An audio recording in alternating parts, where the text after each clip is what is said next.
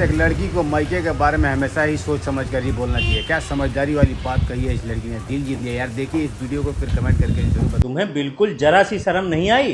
किस बात पे? जिस माँ ने तुमको जन्म दिया उस माँ को तुम्हारी भाभी ने कितनी बातें सुनाई और तुम्हारे सामने, और तुम मुंह उठा के वापस चली आई। भाभी ने इसलिए बातें सुनाई कि कभी कभी मम्मी भी गलत रहती हैं। आपको पता है, मम्मी मुझे भी कभी कभी गलत बात पे डांट देती हैं, पर मम्मी को बाद में समझ में आता कि अरे मैं तो गलत थी।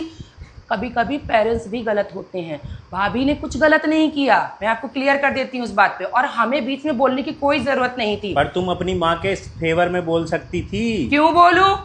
जब मम्मी की गलती थी उसमें, भाभी की गलती नहीं थी, तो मैं क्यों बोलूं मम्मी के फेवर में?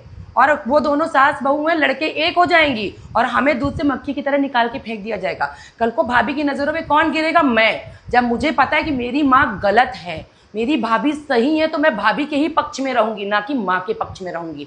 और मम्मी को समझाऊंगी हमेशा कि आप गलत हो। भले ही मम्मी मेरे को 4 थप्पड़ मारे, अरे मम्मी मेरे को 4 थप्पड़ मारेंगी, मैं उन्हीं की बेटी हूँ, फिर से वो चिपका लेंगी। पर भाभी के पक्ष में मैं जहर भरूंगी जाके ना, तो मम्मी तो भाभी को बहुत दूर भगा देंगी। क्यों ऐसा काम करूं? जब मुझे पता है कि मेरी मम्मी की गलती है उसमें, तो मैं भाभी का ही पक्ष लूंगी। और मम्मी ने गलत डांटा था, इसी वजह से भाभी को गुस्सा आई थी। और आपको चिंता करने की बिल्कुल ज़रूरत नहीं है।